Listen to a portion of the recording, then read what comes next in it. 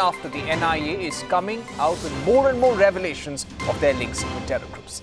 Yes, this is the news breaking here on Republic. A day after the NIA, the National Investigation Agency, recommended closure of cross-border LOC trade to the Ministry of Home Affairs to stop terror funding. The Chief Minister, who has been soft on separatists, who has been soft on Pakistan, has now opposed the blocking of LOC trade. She's saying these routes should not be stopped and arresting these separatists is not the solution.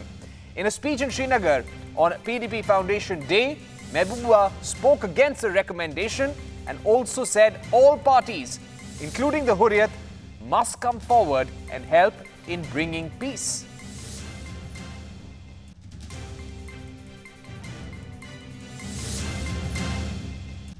Yes, sir. Remember, this is coming in the backdrop of those 8 separatist leaders having been arrested by the National Investigation Agency. This includes people like Naeem Khan, Bitta Karate,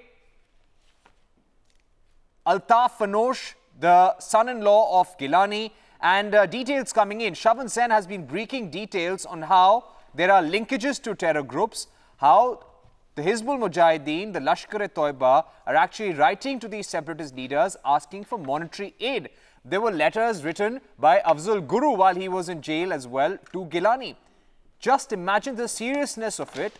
And the NIA today is saying that the cross-border trade from POK and Pakistan is actually funding or is being used to funnel money into terror activities in Jammu and Kashmir.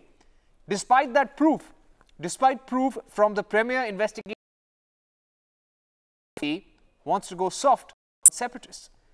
Big questions here. And why is the BJP letting this happen? On one hand, they say no talks with the separatists. On one hand, they say no talks with Pakistan. And then how can you really let your chief minister, your alliance partner, talk like that? Shavan said, joining us on the phone with more details. Shavan, just explain us the significance of this. Why did the NIA recommend suspension of cross-border trade? Because people in the PDP must listen to this. Well, Parishit, as far as the cross-LOC trade is concerned, remember this case is being investigated by the National Investigating Agency since last year. This was after inputs that they had received that perhaps terror funding is actually taking place on 2 routes, one in Uri and Poonch. Both are places where the trade facilitation points are there. What we are being told in the last 6 months, they have been able to establish or at least get a lead that over a period of time, when this cross-border LOC trade is actually taking place, when the barter system is in place, where goods produced in Jammu and Kashmir, they are basically being sold. What the NIA has essentially picked up is that third-party origin goods like California almonds, all this are basically being coming in, where over-invoicing and under-invoicing is taking place. And the surplus fund essentially going through, it's being rerouted for terror funding. Now, that is exactly the case right now, which is being investigated by the National Investigating Agency.